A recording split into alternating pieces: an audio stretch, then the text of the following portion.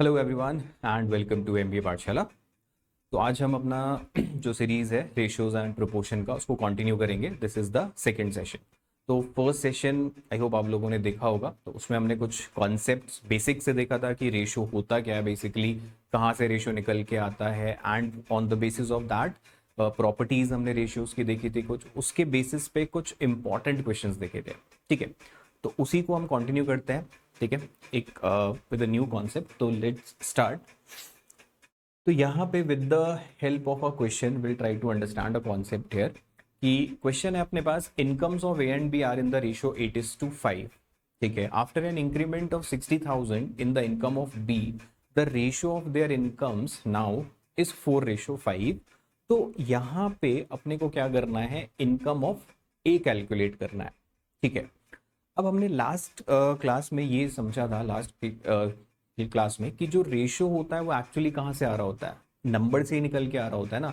कि जब मुझे यहाँ दिया है कि ए और बी जो दो लोग हैं, इनकी जो इनकम का रेशियो है वो 8:5 का है। ठीक है, अब इससे मुझे ये तो पता चल गया कि whatever is the income of A, it has to be some multiple of 8। ठीक है, whatever is the income of B, it has to be some multiple of 5। तो अगर मुझे इनकम ऑफ ए ढूंढना है तो यहां पर हम क्या करेंगे कि अब एक स्टेटमेंट मेरे पास ये है कि after an increment of 60,000 in the income of B, जो बी है उसकी इनकम में कितने का इंक्रीमेंट हुआ, 60,000 का, और वो रेशियो मेरा कितना बन गया, 4:5 का।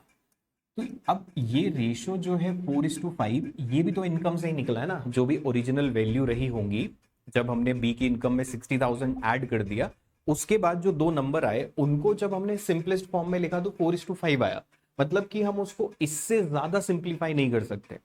तो दैट मीन्स कि जो फाइनली दो नंबर मेरे पास आएंगे, they are in the ratio 4:5। अब देखो हमें इसको सोचना कैसे without getting into the variable. Variable अगर आप लोगे तो इक्वेशन बना सकते हो 8x 5x, फिर आपने 5x में 60,000 ऐड किया और वो नया रेशियो 4:5 है। तो वो वाला जो मेथड है दैट इज ट्रेडिशनल अप्रोच, जहां पर हमें इक्वेशन बनानी पड़ेगी। बट हम यहाँ पे इसको लॉजिकली कैसे सॉल्व कर सकते हैं कि अब यहाँ पे आप समझो कि दो क्वांटिटीज थी, बेसिकली दो नंबर ही तो थे। इनकम क्या थी, ए और बी के दो नंबर है। अब हुआ क्या कि हमने, अगर हम एक्चुअल नंबर के हिसाब से सोचो कि दो नंबर है अपने पास, एक ए की इनकम एक बी की इनकम। अब उसमें बी की इनकम में कुछ इंक्रीमेंट हो जाता है 60,000 का। तो द क्वेश्चन इज, क्या ए की इनकम पे कोई फर्क पड़ेगा? Obviously not. भाई सैलरी तो बी की बढ़ी है ना, तो अगर बी की सैलरी बढ़ रही है तो ए की सैलरी पे कोई फर्क नहीं पड़ना चाहिए। अब ये जो रेशियोज हैं ये आए तो उनकी सैलरी से ही निकल के आए। तो अब मुझे ये पता चल गया कि यार ए की सैलरी पे कोई इफेक्ट नहीं पड़ेगा। तो वही चीज अपन क्या करेंगे, रेशियो में भी इंट्रोड्यूस करेंगे। मतलब मुझे ये मालूम पड़ गया कि जो एक्चुअली वो दो नंबर है उसमें सिर्फ एक नंबर में चेंज आ रहा है, वो बी में। मतलब ए की इनकम जो पहले थी वही अब भी है, लेकिन इस रेशियो के अकॉर्डिंग अगर मैं देखूं तो यहां पे ए की इनकम मुझे 8 पार्ट दिख रहा है, लेकिन यहां पे वो 4 दिख रहा है। तो इस क्वेश्चन को सॉल्व करने का व्हाट इज आवर वे कि हम ए की इनकम को दोनों जगह सेम कर लेंगे। तो हम उसकी इनकम को यहां पे क्या कर लेते हैं, 8 बना लेते हैं। ठीक है, नीचे वाले रेशियो को अपन क्या कर लेंगे, 2 से मल्टीप्लाई कर लेंगे। तो इससे मेरे पास जो रेशियो निकल के आया 8:5 एंड 2 4 आर 8:10। अब देखो यहां पे ओरिजिनल रेशियो नहीं बदला है, ये रेशियो अभी भी 8:5 का है, ये रेशियो अभी भी 4:5 का है। बट ऐसा करने से मैंने क्या किया कि ए की इनकम को दोनों जगह सेम कर लिया। ए की इनकम दोनों जगह सेम क्यों है, क्योंकि सिर्फ बी में ऐड हो रहा है। तो अब देखोगे जैसे ही मैंने ए की इनकम को सेम किया, मुझे क्या दिख रहा है कि बी की इनकम में कितना इंक्रीमेंट हो रहा है, 5 यूनिट। ठीक है, तो अगर उनकी एक्चुअल इनकम ये होती, यही होती कि ये 8 कमा रहा है ये 5 कमा रहा है, तो उसके हिसाब से मुझे क्या दिख रहा है, बी की इनकम में कितने का इंक्रीमेंट हो रहा है, 5 यूनिट का। अब यही 5 यूनिट मुझे दिया हुआ है कि 60,000 के बराबर। तो 1 यूनिट हो जाएगा मेरा कितना, 12,000। अब मुझे इनकम निकालनी थी किसकी, तो I calculate the value of 8। 8 की वैल्यू हो जाएगी कितनी, 96,000। तो जो सैलरी ए की रही होगी वो रही होगी कितनी, 96,000 रही होगी। अब यहां पे हमने देखो क्या समझा, एक जो कॉन्सेप्ट यहां पे समझा कि जब भी आपके पास एक क्वांटिटी कांस्टेंट होगी, अगर कोई एक क्वांटिटी ऐसी है जो कांस्टेंट है, तो हम उसको हर जगह कांस्टेंट बना लेंगे, है ना। जैसे इस केस में मुझे पता था कि यार ए की सैलरी नहीं चेंज हो रही है, तो हम क्या करेंगे, उसकी सैलरी को रेशियो में भी सेम करेंगे।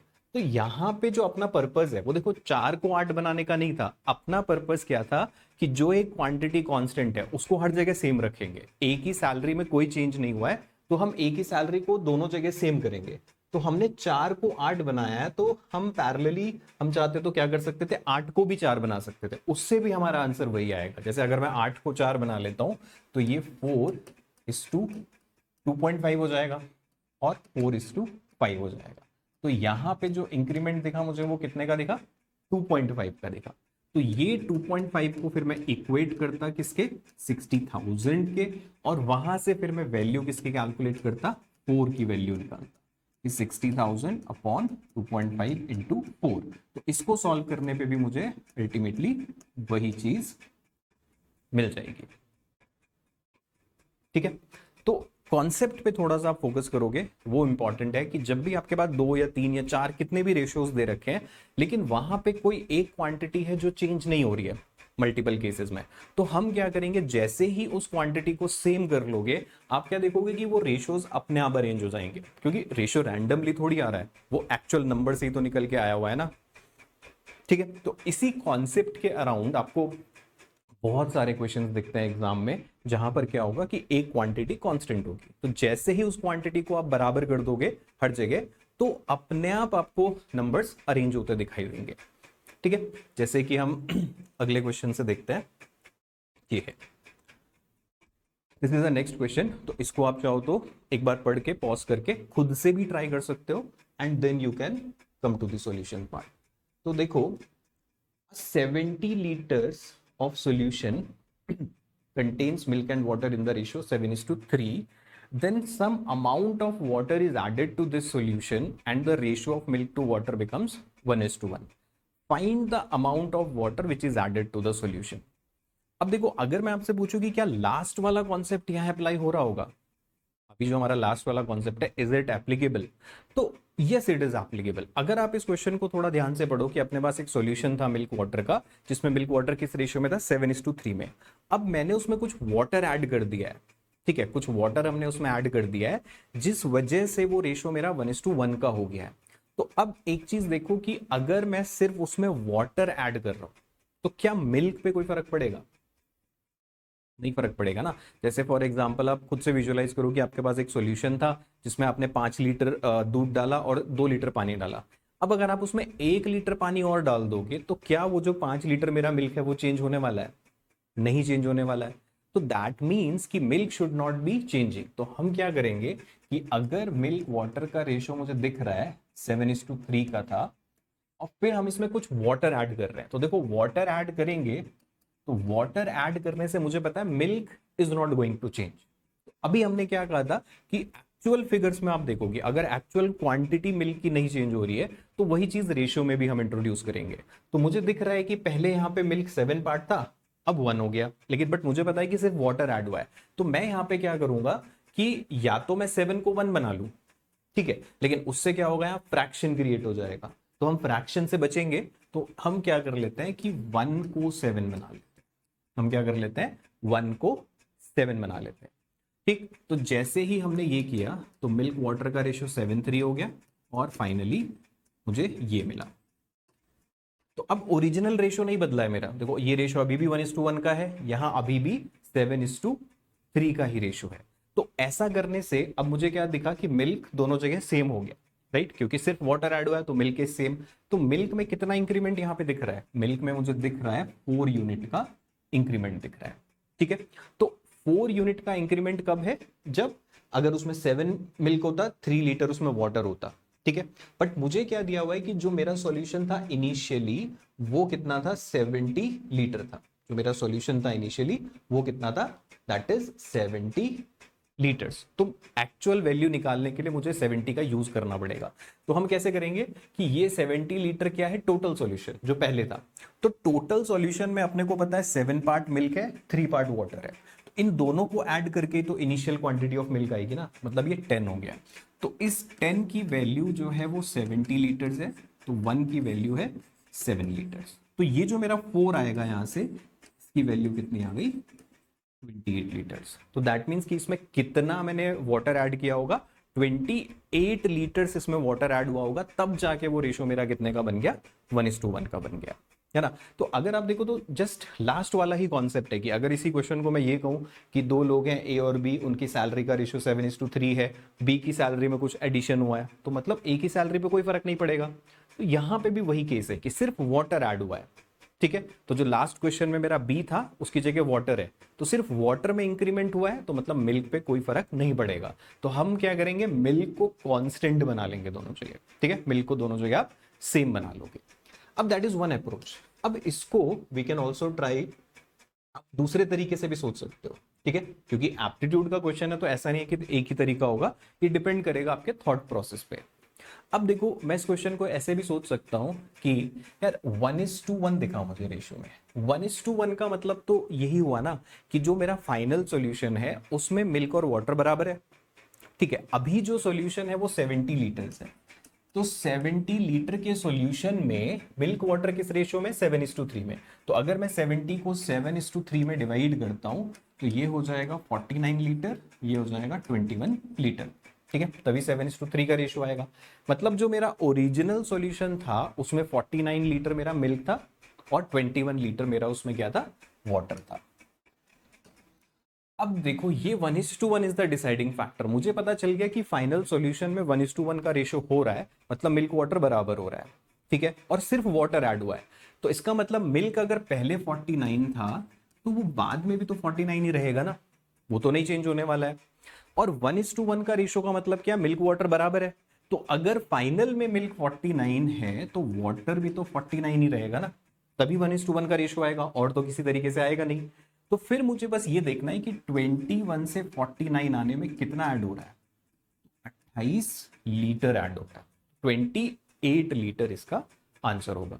तो ये डिपेंड करेगा कि आप प्रॉब्लम को कैसे विजुअलाइज कर रहे हो। अगर यहाँ रेशियो 1:2 का होता तो भी आई कैन डू कि भाई बराबर, मतलब जो फाइनल है वो 1:2, मतलब इसका डबल वो हो रहा है, सिर्फ वाटर ऐड हो रहा है। ऐसे ही हो सकता है कि सिर्फ मिल्क ऐड हो रहा हो। तो ये वाला कॉन्सेप्ट हम कब यूज करेंगे, when one of the quantity is constant, तब हम इस टाइप से क्वेश्चंस को सॉल्व करेंगे, ठीक है। तो दैट इज वन अप्रोच। और एक अप्रोच अपने पास ये है कि जो क्वांटिटी कांस्टेंट है आप उसको कांस्टेंट बना लो, जैसे ही वो कांस्टेंट हो जाएगा आप क्या देखोगे कि सारे नंबर्स अपने आप अरेंज हो जाएंगे ऑटोमेटिकली, वो खुद आपको दिख जाएगा कि 3 से 7 जा रहा है, वो सब अपने आप अरेंज हो जाएगा, ठीक है। फिर एक और प्रॉब्लम पे आते हैं।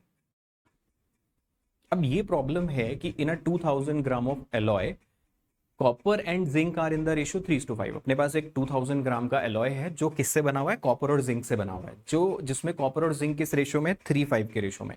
If some amount of copper is fused in this alloy, ठीक है, to change to ratio to 5:3, ठीक है, टू चेंज द रेशियो होगा कि रेशियो को चेंज किया कि उस वजह से जो मेरा रेशियो है वो कितना हो गया, 5:3 का हो गया।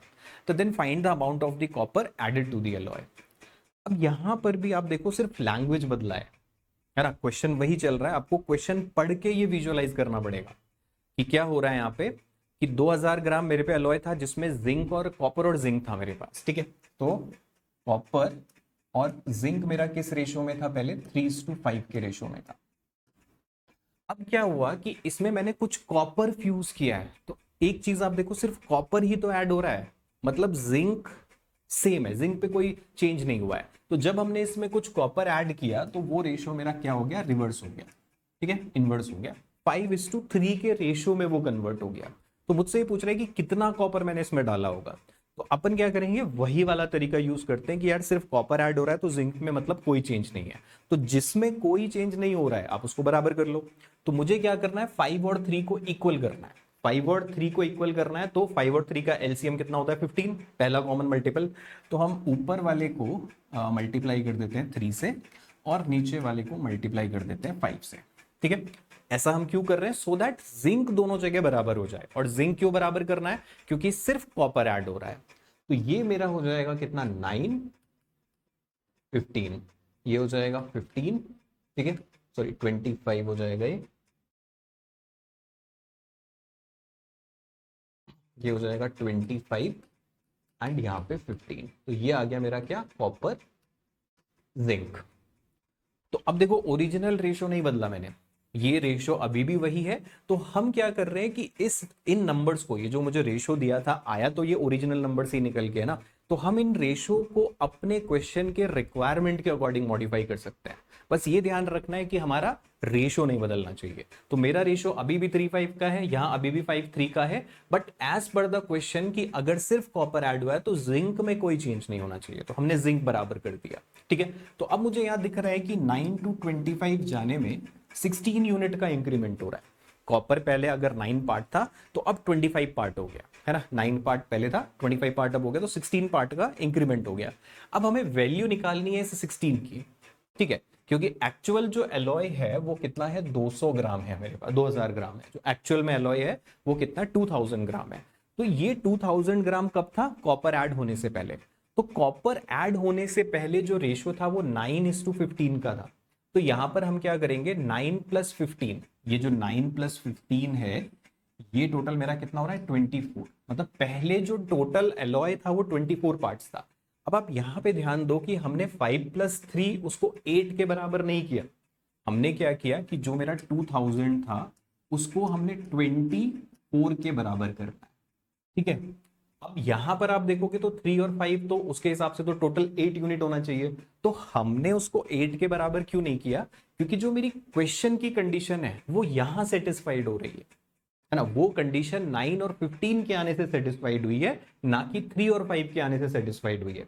तो जो भी हम वैल्यू निकालेंगे वो इस रेशो से निकालेंगे जो हमने मॉडिफाई किया है। तो इसके अकॉर्डिंग पहले इनिशियली मेरे पास 9 पार्ट कॉपर था, 15 पार्ट जिंक था, तो टोटल मेरे में कितना हो गया, 24 हो गया। अब वो 24 अगर 2000 के बराबर है तो 16 जो है वो किसके इक्विवेलेंट हो, तो 2000 बाई 24 इंटू 16 कर लेंगे, 8282, sorry 8382।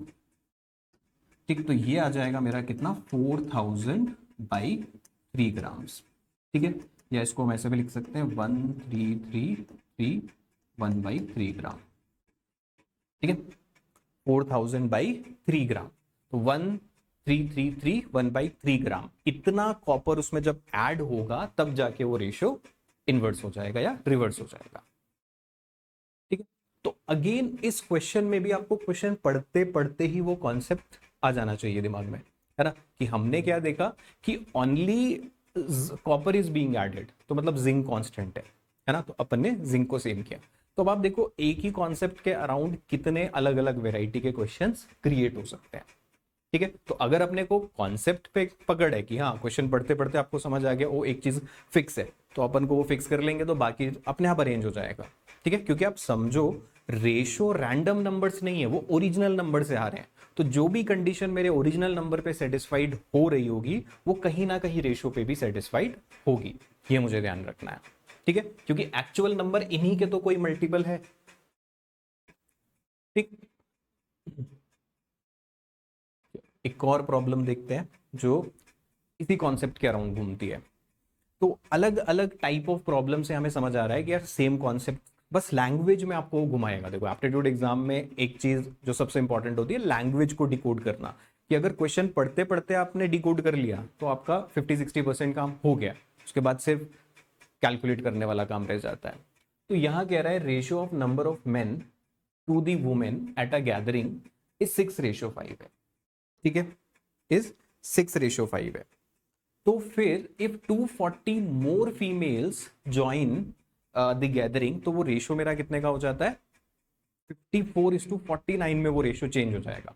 What is the total number of people present at the gathering. ठीक है, तो किसी गैदरिंग में अपने को दिया हुआ है कि मेल और फीमेल का जो रेशियो था वो 6:5 का था, 240 मोर फीमेल उसमें और ऐड होती है, तो वो गैदरिंग में जो रेशियो मेल फीमेल का है वो 54:49 हो जाता है। अब देखो एज अ स्मार्ट स्टूडेंट आपने क्या किया कि प्रॉब्लम पढ़ते पढ़ते ही प्रोसेस हो गया कि अच्छा मेल फीमेल का ये रेशियो था, 240 फीमेल आ रही है, तो सिर्फ फीमेल वाला पार्ट इंक्रीज हो रहा है ना, नंबर ऑफ फीमेल ही तो इंक्रीज होगा, नंबर ऑफ मेल में तो कोई फर्क पड़ा ही नहीं ना, क्योंकि सिर्फ फीमेल आई है। तो अपने को पता चल गया कि हमें कुछ नहीं करना है, हमें सीधा सीधा जाके नंबर ऑफ जो मेल है उसको बराबर कर देना है। तो पहले मैंने देखा कि मेल टू दी फीमेल का रेशियो 6:5 का था। ठीक, अब जब 240 फीमेल उसमें और ऐड हो जाती है तो वो रेशियो हो जाता है 54:49 का। 54:49 का। अब मुझे पता है सिर्फ फीमेल वाली साइड में इंक्रीमेंट हुआ है ना, मेल वाली साइड में तो कोई चेंज नहीं हुआ। तो हम क्या करेंगे कि या तो हम 6 को 54 बना ले या 54 को 6 बना ले। अब मैं 54 को अगर देखो 6 बनाता हूँ तो मुझे बोथ साइड डिवाइड बाई 9 करना पड़ेगा।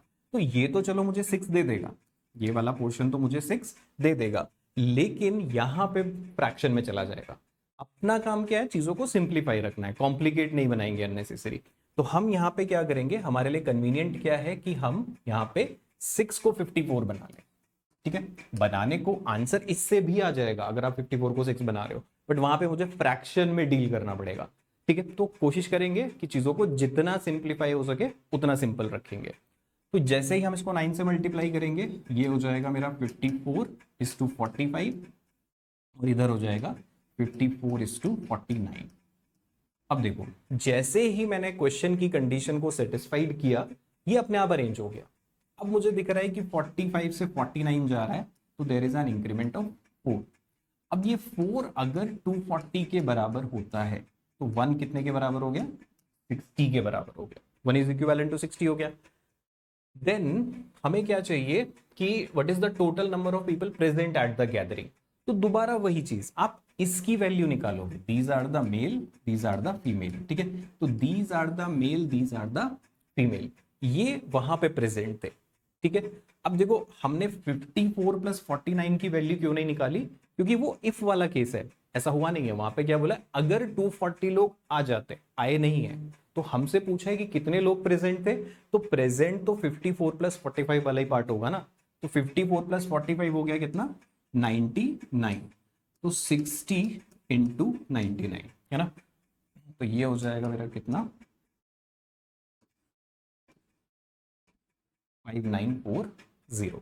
इतने लोग वहां पे प्रेजेंट थे। ठीक है, तो इसमें कंफ्यूज नहीं करना है कि हमने 54 प्लस 45 49 क्यों नहीं निकाला, क्योंकि वो इफ वाला केस है, अगर होता। ठीक है, हुआ नहीं है, तो एक्चुअल में जो लोग प्रेजेंट थे 54 प्लस 45 थे। तो 5940 जो थे total number of people present at the gathering. ठीक है, और एक और स्मार्ट लॉजिक आप क्या कर सकते हो, ऑप्शन यूज कर सकते हो कि जैसे मुझे पता है कि यार गैदरिंग में 6:5 में मेल फीमेल थे, मतलब जो भी मेरा आंसर होगा वो 11 का मल्टीपल जरूर होगा, है ना। जो भी वहां पे नंबर ऑफ पीपल है वो 11 के मल्टीपल में होगा। तो जब आप ऑप्शन चेक करोगे, अगर एक ही ऑप्शन आपको दिखा हुआ 11 का मल्टीपल, तो जस्ट उसको मार्क करो and move on to the next. तो आपको फिर इतना भी नहीं वहां पे करना पड़ेगा। ठीक है, तो ये जो कॉन्सेप्ट हमने समझा, अब इस कॉन्सेप्ट के अराउंड देखो कोई भी क्वेश्चन बनेगा तो आप उसको फिगर आउट कर लोगे। तो आप देखोगे एक ही कॉन्सेप्ट है, बस अलग अलग लैंग्वेज आप उसके अराउंड फ्रेम करता है और डिफरेंट डिफरेंट क्वेश्चंस क्रिएट करता है। तो सॉल्यूशंस में भी हुआ, ठीक है, नंबर ऑफ पीपल, एजेस में भी यूज कर सकता है। तो अलग अलग जगह कॉन्सेप्ट यूज हो सकता है। हमें बस ये ध्यान रखना है कि जब कोई क्वांटिटी अगर कांस्टेंट है तो आप उसको हर जगह ही कांस्टेंट कर दो। जैसे ही वो बराबर हो गया, बाकी टर्म्स अपने आप अरेंज हो जाएंगे। तो यहाँ पे चलो 2 लोग थे, 3 रेशो होते, 4 रेशो होते, तब भी वो काम करेगा।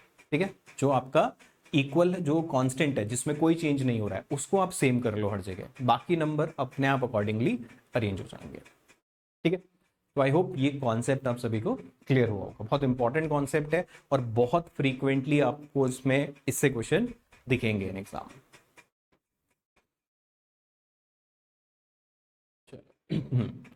अब आते हैं अगले एक टाइप पे कि a sum of money was supposed to be distributed between M and N in the ratio 4:5. ठीक है, but was instead distributed among M, N and P in the ratio 3:2:1. If M gained 50,000 due to this, so what was the total amount distributed? ठीक है, total कितना amount distribute हुआ होगा। तो question को समझते हैं कि कुछ वैल्यू रही होगी M और N के पास, कि हमारे पास कुछ अमाउंट था जो हम M और N को डिस्ट्रीब्यूट कर रहे थे किस रेशियो में, 4:5 में। मतलब कि अगर टोटल 9 रुपए होते तो M के पास 4 रुपए जाते, N के पास 5 रुपए जाते। बट वही अमाउंट हमने क्या किया, 3 लोगों में डिस्ट्रीब्यूट कर लिया। देखो पहले तो यहाँ पे P नहीं था, तो P के पास तो कुछ नहीं जा रहा था, लेकिन अब वही अमाउंट हमने क्या किया कि तीनों में बांटा, 3 लोगों में बांटा MNP में, किस रेशियो में, 3:2:1। तो ऐसा करने से M को कितने का बेनिफिट हो रहा है, 5,000 का बेनिफिट हो रहा है। तो टोटल अमाउंट कितना डिस्ट्रीब्यूटेड हुआ, अब देखो यहां पर हमें क्या करना होता है बेसिकली कि आपको दो सिचुएशन के बीच में कुछ ना कुछ एक लिंक बनाना पड़ता है। जैसे कि अब जो प्रीवियस टाइप वाले क्वेश्चन थे उसमें हमारा लिंक क्या था दोनों सिचुएशन में कि एक क्वांटिटी कांस्टेंट रहेगी, लेकिन यहां तो ऐसा नहीं होगा, है ना। तो अगर हम यहाँ पे थोड़ा सा सोचें कि एक ऐसी क्वांटिटी जिससे हम इन दोनों को रिलेट कर पाए, दो अलग अलग रेशो को अगर मुझे रिलेट करना है तो इनके बीच में कुछ ना कुछ एक लिंक बनाना पड़ेगा। तो अगर आप देखोगे तो यहाँ पे जो एक क्वांटिटी सेम रहेगी दोनों सिचुएशन में जो एक क्वांटिटी सेम रहेगी वो क्या रहेगा, टोटल अमाउंट। भाई पहले भी तो मेरे पास उतना ही पैसा है ना, सपोज मेरे पास 100 रुपीज है जो मैं एम और एन को बांट रहा हूं, अब पी भी आ जाता है तो उसी 100 रुपीज को अब मैं एम एन पी में बांट रहा हूं। तो दैट मीन्स कि मेरा टोटल शुड नॉट चेंज ना, टोटल अमाउंट मेरा नहीं चेंज होना चाहिए। तो अब अगर एक्चुअल में जो हो रहा है मतलब जो ओरिजिनल नंबर है उसके हिसाब से टोटल नहीं बदल रहा है, तो रेशो में भी वो चीज काम करनी चाहिए। तो लेट्स चेक। तो रेशो में देखें तो पहले टोटल इनके पास कितना हो रहा था, 5 + 4 9, लेकिन अब कितना हो रहा है, 6 हो रहा है। तो अब खुद सोचो ऐसा पॉसिबल थोड़ी है कि पहले मेरे पास 9 रुपए थे, एक और आ गया उसको भी मैंने कुछ दिया उसी 9 रुपए में से, तो टोटल मेरा 6 हो गया, नॉट पॉसिबल ना। तो हमारा जो एम रहेगा वो क्या रहेगा ऐसी सिचुएशन में कि आप टोटल को बराबर कर दो, ठीक है। अब आप देखो कि जैसे ही टोटल बराबर होगा ये नंबर्स अपने आप अरेंज हो जाएंगे। देखो अब मैं डायरेक्टली नहीं बोल सकता, अगर मैं कहूं कि पहले इसको 4 मिल रहा था अब 3 मिल रहा है तो इसके हिसाब से तो उसको लॉस हो रहा है ना 1 यूनिट का। तो उसके लिए अपने को क्या करना पड़ेगा कि ये नंबर अरेंज हो जाए, पहले इन दोनों के बीच में एक लिंक ढूंढना पड़ेगा। तो जो एक क्वांटिटी दोनों सिचुएशन में सेम रहने वाली है दैट इज द टोटल। तो 9 और 6 को बराबर कर लेते हैं, ऊपर वाले को आप 2 से मल्टीप्लाई कर लो, नीचे वाले को आप 3 से मल्टीप्लाई कर लो। तो हम क्या करेंगे, इसको मल्टीप्लाई विद 2, इसको मल्टीप्लाई विद 3, ठीक है, सो दैट मेरा ओरिजिनल रेशो भी ना बदले और जो मुझे चाहिए टोटल बराबर भी हो जाए। तो 2 4s are 8, 2 5s are 10, मतलब पहले ये सिचुएशन रही होगी, अब क्या हो गया, 3 3s are 9, 3 2s are 6, 3 1s are 3। तो दैट मीन्स कि पहले m को, अब देखो 8 और 10 18, 9 6 15 3 18, तो टोटल मेरा बराबर हो गया। अब इसके अकॉर्डिंगली m को पहले 8 मिल रहा था अब 9 मिल रहा है, मतलब कितने का इंक्रीमेंट हो रहा है, 1 यूनिट का इंक्रीमेंट हो रहा है। तो ये जो 1 यूनिट है ये किसके बराबर हो गया, कितना बेनिफिट हुआ इनको, 5000 का। तो ये 5000 के बराबर, 5000 के बराबर है क्योंकि एज पर द रेशो अगर पहले m को 8 मिल रहा है तो अब 9 मिल रहा है, तो उसको 1 यूनिट का बेनिफिट है, वो 1 यूनिट है 5000 के बराबर, ठीक है। और मुझसे पूछा टोटल अमाउंट कितना डिस्ट्रीब्यूट हुआ, तो अब चाहे आप यहां से ऐड कर लो चाहे यहां से ऐड कर लो, टोटल बराबर हो गया, ठीक। तो दैट मीन्स कि टोटल है कितना, 18, 18 5 कितना हो गया, 90। टोटल जो अमाउंट इनमें डिस्ट्रीब्यूट हुआ होगा दैट इज 90,000 रुपीज, ठीक है। तो ये अनदर कॉन्सेप्ट है जहां पर अपने को क्या करना होता है, टोटल बराबर रखना होता है।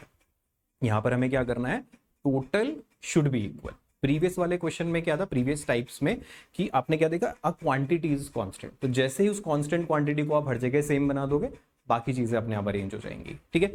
इस वाले केस में क्या था कि टोटल शुड बी कांस्टेंट। उसी तरीके से अब आप रिलेट कर पाओगे कि जो हमने लास्ट सेशन, जो इसका बेसिक सेशन हमने पहले किया था, उसमें हम क्या कर रहे थे कि गैप सेम था दोनों जगह, तो हम गैप पे खेल रहे थे। हमने जैसे ही गैप को सेम किया दो रेशियोज के बीच में, ये वर्टिकल वाला गैप, नंबर्स अपने आप अरेंज हो गए। तो वही चीज आपको ढूंढना पड़ता है क्वेश्चंस में, ठीक है। Let's try another one. अब देखो it is also of the, question पढ़ के अब आपको ऐसा समझ आ जाएगा कि मेरे को क्या करना है, क्वेश्चन पढ़ते ही आपको समझ आ जाएगा कि a certain sum of money was to be divided among ABC in the ratio 14 17 19, but erroneously it was divided into the ratio 8 9 13। अब देखो क्लिक हो जाएगा आपको यहीं पे कि पहले हम इस रेशियो में बांट रहे थे बट बाय मिस्टेक वो इस रेशियो में डिवाइड हो गया।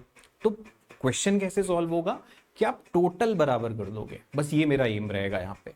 तो as a result C got 3440 more than what he was supposed to get. तो what was the total amount distributed among the three? तो अब देखो अमाउंट जो ABC में डिस्ट्रीब्यूट हुआ है, ठीक है, that is 14:17:19, but by mistake वही पैसा किस रेशियो में डिवाइड हो गया, 8 9 और 13 में, ठीक है। तो अब चेक कर लेते हैं कि दोनों जगह मेरा टोटल कितना हो रहा है, ठीक है। तो ये हो जाएगा कितना, 13 30, 2 आ जाएगा 50। ठीक, यहाँ देख लेते हैं तो 9 और 8 17 13, ये हो जाएगा 30। मतलब यहाँ 30, यहाँ 50 हो रहा है, तो 50 30 को बराबर कर लेंगे। 50 30 बराबर होगा कहाँ पे, 150 पे। तो इसको मल्टीप्लाई कर लेंगे विथ 3, इसको मल्टीप्लाई कर लेंगे विथ 5। तो उससे क्या हो जाएगा, मेरा total amount will be equal. इधर मल्टीप्लाई विथ 3 कर लेंगे और इधर मल्टीप्लाई विथ 5 कर लेंगे। ठीक है, तो 14 3 42, 17 3 51 हो गया, 19 इंटू 3 हो गया कितना, 57। 5 8 40, 45, 13 5 65। अब देखो, अब अपने आप नंबर्स अरेंज हो जाएंगे। अब आप देखोगे कि 57 से इसको कितना मिल रहा है, 65 मिल रहा है। तो कितने का बेनिफिट है, 8 का बेनिफिट है इसको। इस 8 की वैल्यू अपने पास कितनी है, 3440। तो 1 इज इक्विवेलेंट टू 8 4 32, है ना, और 8 3 24। फिर अपने को यहाँ पे क्या निकालना है, what was the total amount distributed among the three. तो वैल्यू निकाल लेंगे 150 की। 430 इंटू 150, तो ये मेरा आ जाएगा कितना, लगभग 2 0 तो लास्ट में आ ही जाएंगे। 15 3 45, 15 4 60। ठीक है, तो 64,500 इज द टोटल अमाउंट।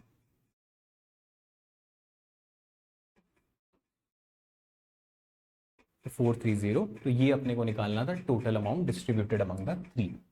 ठीक है, तो अब ये चीज अपने को क्वेश्चन पढ़ के विजुअलाइज करना पड़ता है। ठीक है, क्वेश्चन पढ़ते ही समझ आ जाना चाहिए कि अच्छा दोनों सिचुएशन के बीच आप लिंक कैसे बना रहे हो। ठीक है, वो इंपॉर्टेंट है यहाँ पे। तो यहाँ पे दोनों सिचुएशन के बीच में जो लिंक था वो मेरा क्या था कि टोटल अमाउंट दोनों जगह सेम होना चाहिए।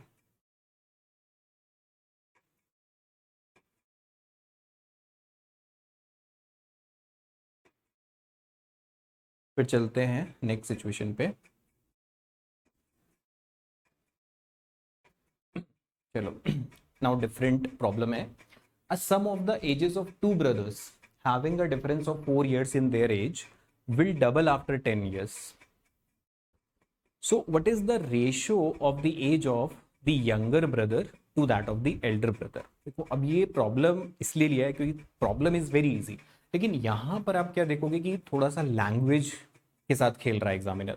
क्या कर रहा है कि the sum of the ages of two brothers having a difference of 4 years in their age. एक चीज तो मुझे समझ आ गया कि उनकी एज का डिफरेंस है 4 years का। तो लेट अस से ए और बी टू ब्रदर्स हैं, तो एज का डिफरेंस तो मुझे मिल गया कि दैट इज 4 years है। उनकी एज का जो डिफरेंस है दैट इज ऑफ 4 years। फिर वो कहता है कि जो सम है उनकी एज का, it will double after 10 years। So what is the ratio of the age of the younger brother to that of the elder brother. ठीक है, अब देखो एक बार आप इसको खुद से थोड़ा सा फिगर आउट करो क्वेश्चन को, चाहे तो आप पॉज करके एक बार देखो कि वो लैंग्वेज में आपको कैसे ट्रैप कर रहा है।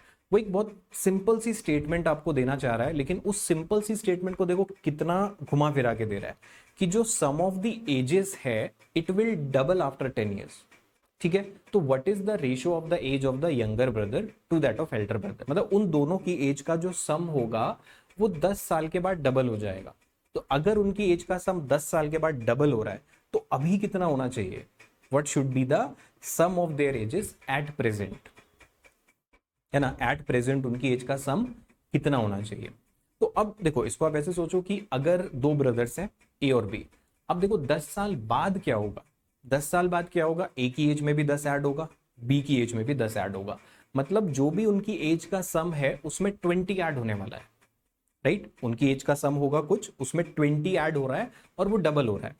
तो अगर लेटेस्ट से आपके पास, इसको ऐसे सोचो कि आपके पास कुछ क्वांटिटी है और मैंने आपको 20 और दे दिया, मेरे 20 देने से वो डबल हो जाता है।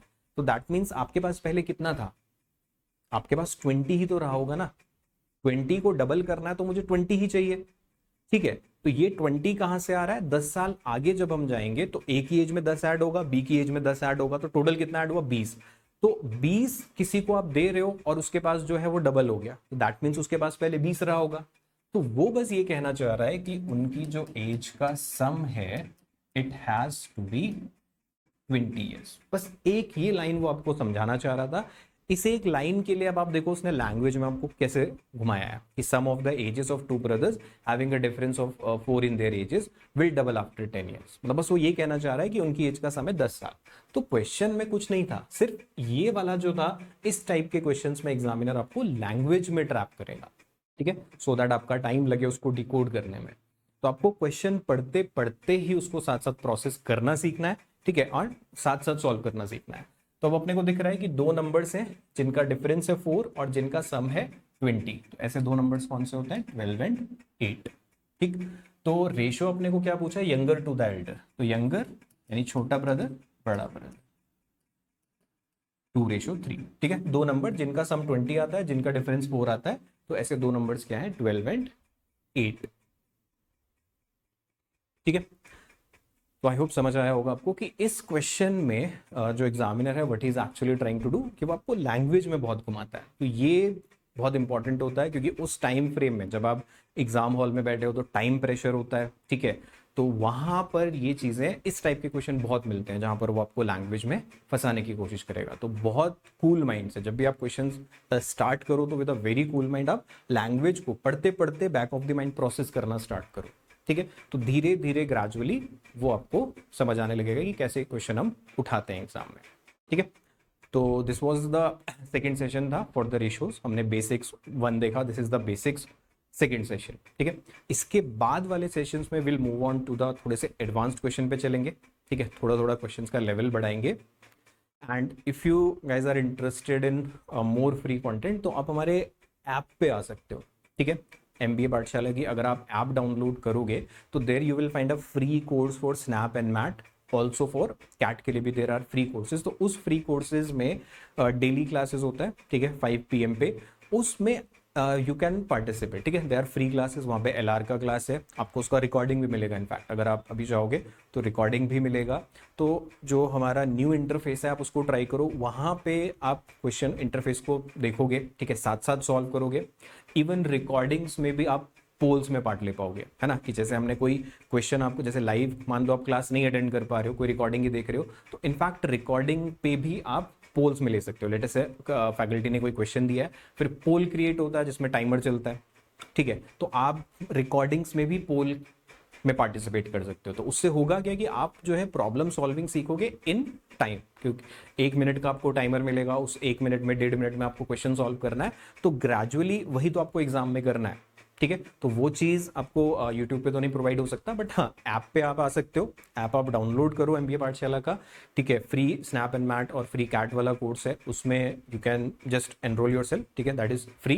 And then you can see all the live classes हैं, रिकॉर्डिंग्स हैं, वहाँ पे ग्रेजुअली टेस्ट्स भी आएंगे, वो सारी चीज़ें। अपार्ट फ्रॉम दैट अगर आप एकदम डेडिकेटेड बैच आपको चाहिए कि जिसमें यू हैव टू प्रिपेयर, अगर आप पहली बार स्नैप एंड मैट दे रहे हो तो from very basic to advance, ठीक है, बेसिक टू एडवांस हमारा एक पूरा डेडिकेटेड बैच भी है। तो उस डेडिकेटेड बैच में हर रोज क्लास होती है, मंडे टू सैटरडे 9 PM पे, 9 PM टू 10:30 से अराउंड 11 तक चलता है, ठीक है, जिसमें हम from very basic to advance syllabus कर रहे हैं। उसमें आपको प्रैक्टिस शीट्स हो गया, sectional test, mini test, full length test, ठीक है, along with that कि जब आप later on if you need mentorship at any point that is also part of that, ठीक है। तो choice is yours, so just go to Play Store पे आप जाओ या iOS अगर यूजर हो there also आप जाके MBA पाठशाला का ऐप डाउनलोड करके just check out these free courses, ठीक है। so we'll come up with the next class में। तो हमने रेशियो का बेसिक 1 बेसिक 2 किया है, आगे हम थोड़ा सा धीरे धीरे डिफरेंट वैरायटी ऑफ क्वेश्चन करेंगे। तो जैसे जैसे आप वैरायटी ऑफ क्वेश्चन करते चलोगे तो आपको धीरे धीरे समझ आता जाएगा कि व्हाट इज एप्टीट्यूड, ठीक है। So thanks for watching, see you in the upcoming session.